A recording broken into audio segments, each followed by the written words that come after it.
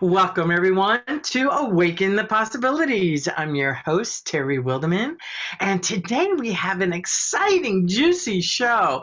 I have a really good friend who's here, someone who I admire greatly and has spoken around the world, specifically on causes related to women.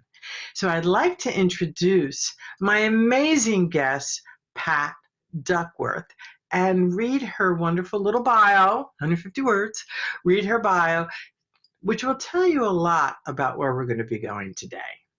So, Pat Duckworth is a women's health strategist who specializes in advising businesses and organizations who are committed to supporting women colleagues at menopause in the workplace. She brings to this role over 30 years experience working in the public sector at senior management levels and 10 years as a therapist and a coach. She has written 4 books, including the award-winning Hot Women Cool Solutions. I can already feel the ice pack on my head. Pat and I have had a lot of fun in the past, especially the first time I met her in person. We were on our way to a conference in Fort Lauderdale, and she asked me to pick her up. Okay, where's the conference? Fort Lauderdale. Where was I? In Coral Gables, Florida, literally 10 minutes from the Miami airport. But for some reason, and we still haven't figured it out yet, I'm thinking she's going into the Fort Lauderdale airport. So, how many times did I call you, Pat? Oh, lost count. Calling, and she's telling me what she's wearing, and I'm driving around the parking lot going, where is she? And all of a sudden, this light bulb went off. I'm like, Pat, what airport are you in? The one by Fort Lauderdale. I went, okay. Are you in the Miami? That's what it was. The one by Fort Lauderdale. And I'm like, are you at the Miami International Airport? And you walked around and you saw a sign or something and you said, I am. So back to Miami I go. Luckily, we didn't have a lot of traffic, because sometimes that can take 45 minutes. And I picked up this beautiful woman wearing exactly what she described in the meeting. And away we went to a great conference. Oh, that was funny. And that was how we met. Miami. No, there is not one airport in that area, folks. There is Miami Airport and Fort Lauderdale. And I was very grateful to be picked up. Oh, it was funny. It was fun, and we had such a great time. We really did. It was an auspicious start, I will say that, to what has become a wonderful relationship. So, Pat, one of the things that I know about you is you care so much for people. You are this compassionate, caring soul, really right up there with some folks that I've met who are, you're a rock star. That's all I'm going to say. You are a flaming rock star. And when I remember the first time I heard you talk about menopause and women in business, I'm like, what? Can you share with us why it's important for business owners, corporate, and leaders to understand what happens with women in menopause and how it affects them in the workplace and or in business? Whoa, that's such a big question. Where do I begin? I think it begins with the numbers. Okay. Because businesses love the numbers, and there are more women over 50 in the workplace than ever before. And it is the growing demographic in the workplace. So just by way of numbers, it's important to think, are we looking after these women? And if we go back to, well, probably 20 years ago, when there was a whole thing about if we're looking after women in the workplace, we have to think about maternity leave and looking after them during pregnancy, because we don't want to lose women that we spent a lot of time training and, you know, getting experience and knowledge. We don't want to lose them when they have their children. So businesses wised up to it, and instead of thinking that women were a liability if they were going to have children, they started to see we need to get them back into the workplace after they've had their children. So the maternity leave thing started. But there's a whole different part of this life cycle with women. There's the stage that we get to when we're in our mid-40s, our bodies start to go, hello, you know, something's beginning to change. We start to get symptoms, and not all women get the symptoms, but 75% do. And of that 75%, a good 25% experience frequent and intense symptoms. These are big numbers. They are. And if you're not sleeping well, feeling anxious, losing confidence, if you're starting to get hot flushes in meetings, you're not going to perform as well as you did. So I'm going to pose a challenging question here. I'm a man, a single man, because if it's a married man and he's married to somebody in our age group, he already knows what's going on. A single man who doesn't get it. Okay. Yeah. Or a single woman, or a woman, a young woman. I mean, it doesn't have to be a man. It can be women who don't get it either. Yeah. And why is it important for them to really listen to this? I heard what you said about the meeting and getting the hot flashes. And I myself, I went through menopause very, very early because I had all those parts were taken out. Yeah. Okay. I was in my late 30s. All right. So I went through what we call surgical menopause. Yeah. Which a lot of women go through. I'm sitting at meetings and I'll just be sitting there, and all of a sudden, my kids call it the deer in the headlights look. They could always tell because my eyes would get real big. I was doing, what was it they called it? It was hysterical. Now I can't remember. Now that we're on the show, it wasn't just a hot flash. My mom's having it'll come back to me. Anyway. Well, so some people call it a power surge. The what? A power surge or a personal summer. Power surge. That's what it was. Mom's having a power surge. And I would always say to them, and get out of my way because this power is going to explode. That's what it was. It was a power surge. Thank you for that. So why do these people who just don't get it, why do they need to get it? It's all that, so many reasons. Firstly is the whole question of well-being in the workplace. Yeah. And it's recognizing that people at different stages of their life need different support. So it might be, if you're a young man, you might have a bit of anxiety, or you might go into low mood or depression and you need help through it. It's not going to last forever. And if you get supported, you'll be a really good supporter of that business. Absolutely. Yeah. And so it's recognizing at different stages of our lives, if we want to have a diverse workplace, if we want to have women, men of all ages contributing, putting in their knowledge and their wisdom, we have to create the right atmosphere for it. And if we create a culture where people can be listened to, that is open to listening to people, that is a very good culture for a business. It's the way ideas come forward. It's where innovation takes place, because people feel comfortable with expressing themselves. And if you're looking after people, looking after their well-being, they're going to give a lot more to that business. Right. And the business is going to thrive with it. So say I'm a woman, and this is going to be a little bit of a challenging question. I'm a woman sitting at a meeting with 5 men. Yeah. Okay. And all of a sudden the deer in the headlight comes on and I'm dripping. Yeah. The guys don't know what to do. Yeah. What advice do you give them and the woman who's going through menopause? So it really depends on the culture in that organization, or, it could happen if they're at a meeting in somebody else's organization. For the woman, it's about making sure you've got a plentiful supply of cold water so you can have a drink of cold water and cool yourself down. It's about not thinking that everybody's looking at you and judging you. It's being ready to reply to people if they do make a comment. But for most people, they want you to be okay because they want to hear what you've got to say in that meeting.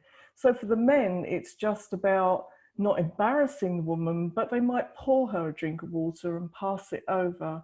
Or they might say, is there anything I can do for you? It's not embarrassing her. It's not putting the spotlight on her. It's just being there and being supportive.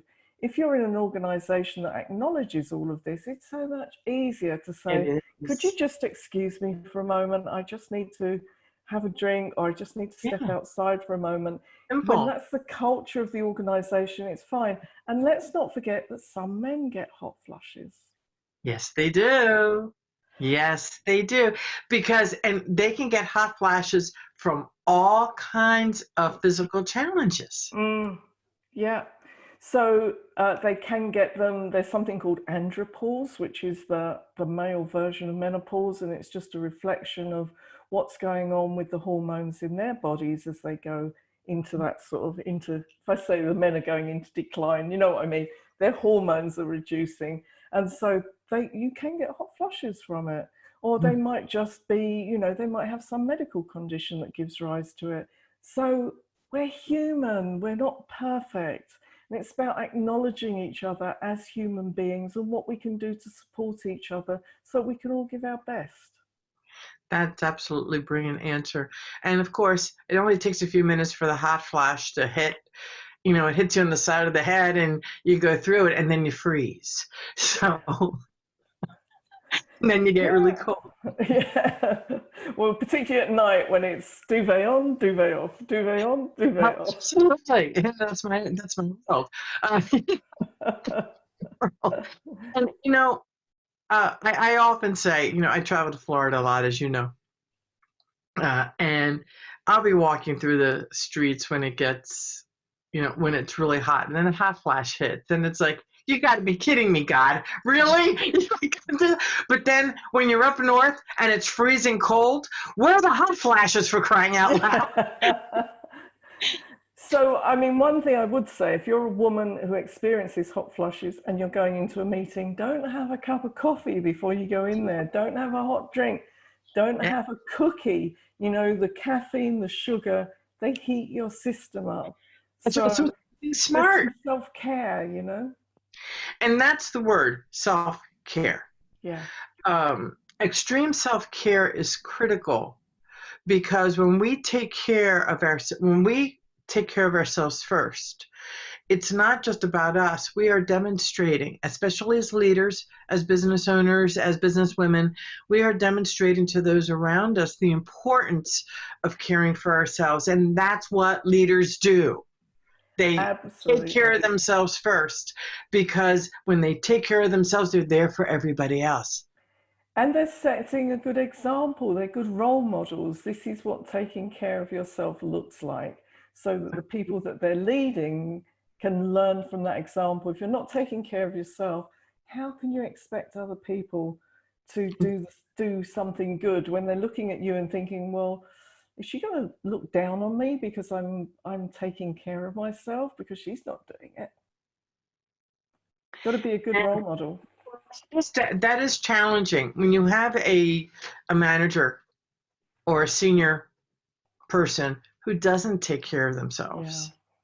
Yeah. And you do what you just spoke about can be a challenge. Can you talk about that a little bit more, Pat? Yeah, and I can talk about it from as a personal example, because I used to work in a big government department. It was open plan, hot desking. You had to get there in the morning and grab your seat, because it was a bit musical chairs. Some days the seats ran out. And I had a boss who was a very difficult person to work for. And the organization itself was supportive of self-care. There was a gym down in the basement. Nice. And so I used to bring my gym kit in, and a couple of times a week I would go down to the gym. And as I would walk past his desk with my gym kit in my lunch break, I would get the look. And I think, I don't care about the look. This is about me keeping myself well and my team knowing that I do this. Because I was a buffer between him and his style and the team and what I wanted, how I wanted them to be. So this can be, the jam in the sandwich, really, that you've got somebody above you who's not setting a good example. That doesn't mean that that's what you have to pass on to your team. You can be the one who says, no, this is how we behave. We take a lunch break, you go to the gym, you take care of yourself. Once a month, somebody used to come in and do massage sessions. If you want a massage session, book yourself a massage session, because that way they're going to be more responsive to me. They're going to give me the support that I need. And if I'm not getting it from above, then I need to have a nice atmosphere around me. So yeah, don't think just because somebody above you isn't that pleasant, that's what you need to pass down to people below you. No, act as a buffer and be that leader who can say, no, this is how we behave. What happens though when that manager uses your self-care as a weapon against you? And it can happen. In fact, this same person, when I asked for feedback, said to me, why do you want feedback? And I said, well, because I like to know how you feel I'm doing in the role. The next sentences are the important ones. He said, okay, you're obviously good with people, but so what? I was a manager. I thought it was part of my job description. So yeah, it did make it very uncomfortable because I knew I was doing a good job and I was turning in the results that were required. I just had to be able to absorb this negativity coming from above me so that the people that worked for me could do the job that they needed to do. So I'm not saying it's comfortable, but I couldn't not be me, because that would have been a really horrible place for me to be, and it would have been horrible for everybody beneath me. Wow, intense. So you know from personal experience what it's like. Absolutely. I know what it's like to be in that place where you're really not getting the example that you need to see. So is it one of the things that I find in the workplace, and we're both trainers, the behavior that you just spoke about, I find that when managers or leaders are very task focused people, they're so focused on the task. It's task, task, task, task, do, do, do, do. They forget that it's people who are actually creating those tasks. And if the manager cares for people, those tasks are going to be done beautifully. However, if the manager doesn't give a damn about the people, only about productivity and perfection, which doesn't exist, and you and I both know that. Do you find that the quality of work in those situations is as good as the quality of work when a manager cares for their people? It just can't be, because if somebody's not being cared for, they care less about their work. They're going to put in work that is substandard because it's good enough. I'll do the job that's good enough. But if you're working for somebody you respect and who you admire, you want to show them the best of you. And to get the best out of people, as a leader, you have to show them your best so that they can give you their best. And that's what I've found, is that, people that I've worked with, and they'll share ideas, they'll be more open. If you're in that critical environment of somebody who's just task, task, task, you might have really good ideas about how it could be done better, or, just little improvements in the office that would be really good. but you might not be willing to share them. Firstly, because you're not sure how they're going to be received. And secondly, because you think, is that person deserving of my good ideas? Do they deserve to hear what I've got to say when they're the person that they are? Whereas if I respect somebody and admire somebody and I feel comfortable with them, then I'm more likely to make myself vulnerable by putting my ideas out there. And it is that vulnerability in the workplace of, well, you know, I've got this idea, but I don't want to be laughed at. I don't want somebody to go, well, that's stupid, or when, you know, that's not how we do things here. You want people to feel, well, if I've had a good idea, if there's something I've seen that could be improvement, if there's something I've seen in a system that's going wrong, I don't want to make my boss look stupid, but if the boss is open, you can say, would you know this system doesn't work the way you think it does? And then it's okay. So it's creating that atmosphere that can be diverse, that can be open, where people can make themselves a bit vulnerable in order to share all the wisdom that they have. And that vulnerability can truly only happen when there is a culture of what I call thrill leadership, which is trust, honor, respect, integrity, loyalty, and love of fellow man. Yeah, absolutely. So, Absolutely. Pat, I'd like to inch back a little bit and ask, what if the leader is a menopausal woman? We're talking about men, but what happens when the leader is a menopausal woman and there's a true fear and resistance? Let me use the word resistance, of being vulnerable and honoring where she is at the moment. Can you address that? So this is a situation, and it happens quite a bit, in which that woman with all her wisdom and knowledge goes from that organization because she doesn't feel supported, she doesn't feel able to talk about it, she can't share that vulnerability, and a really high percentage of women in that situation consider leaving their job or leave their job. So they might feel that it's time to leave a corporate position and go and work for themselves, or to do something that's less of a strain because they just don't feel well enough to do the job that they were doing.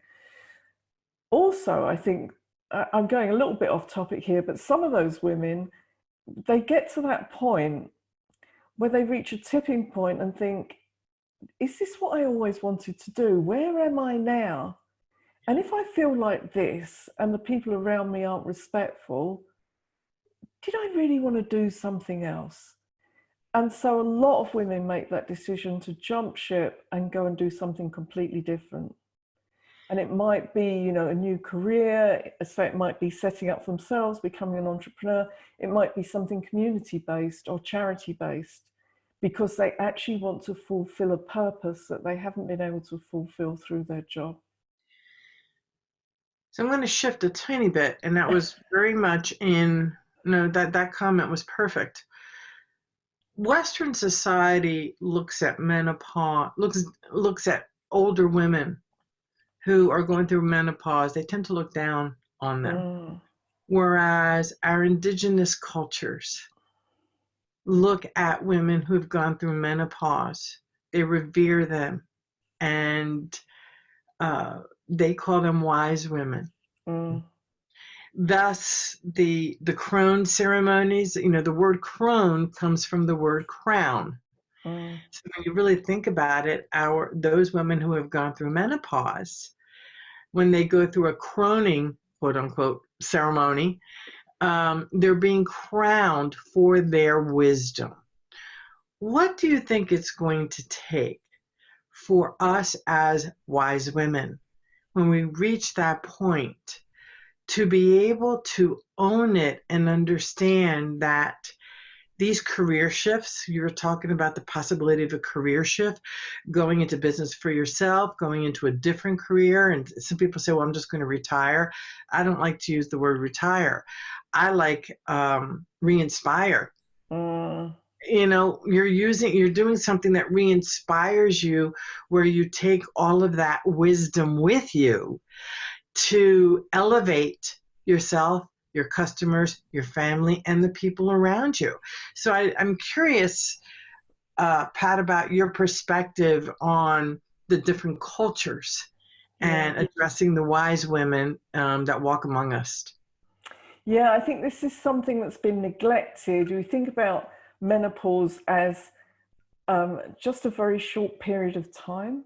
You go through menopause, periods stop. But actually, I heard the words liminal space a couple of years ago, and I thought, menopause is liminal space. It's a time between two parts of your life. It's not a 5-minute wonder.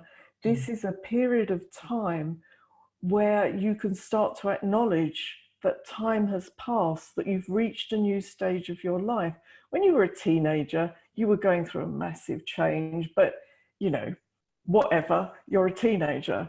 But now you've probably had 45, 50 years of your life, and if you're lucky, you might get another 45, 50, but that's on the broad side of it.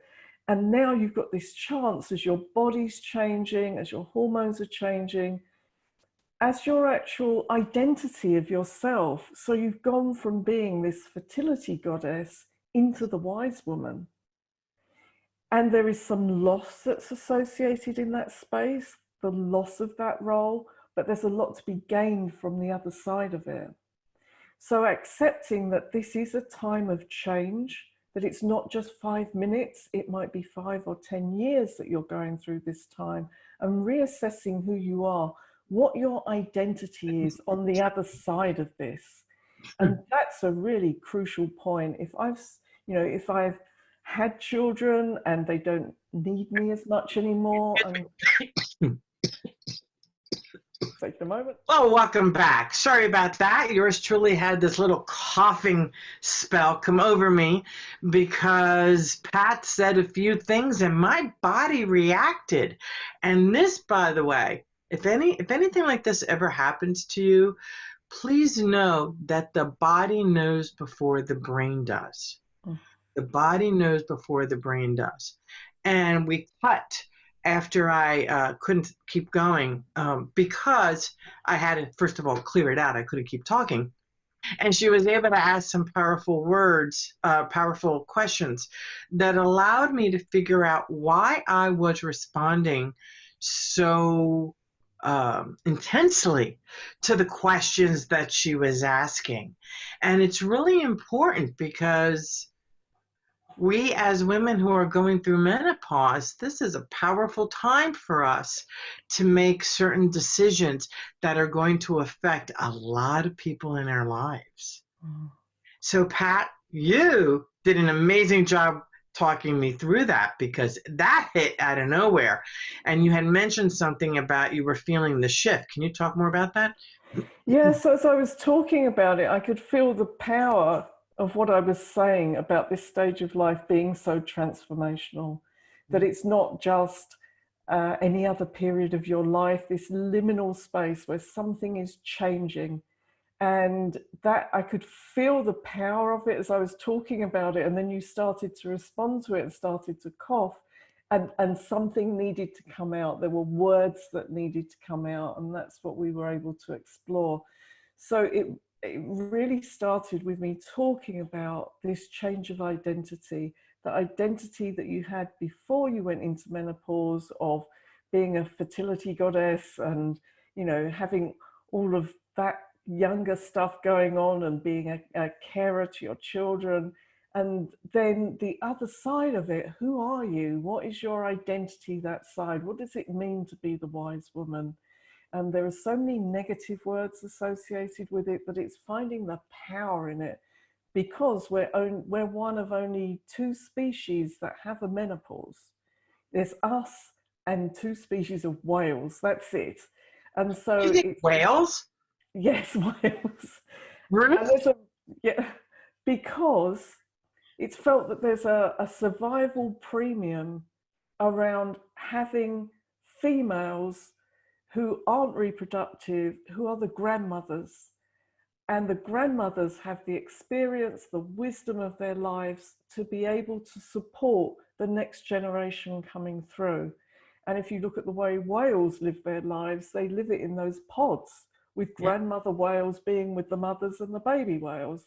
So it's about that, you know, the real premium around having wise women in your clan who can then help the younger ones and actually help everybody to thrive as well as survive. That is so cool. I had no idea about the whales. That is really, really cool.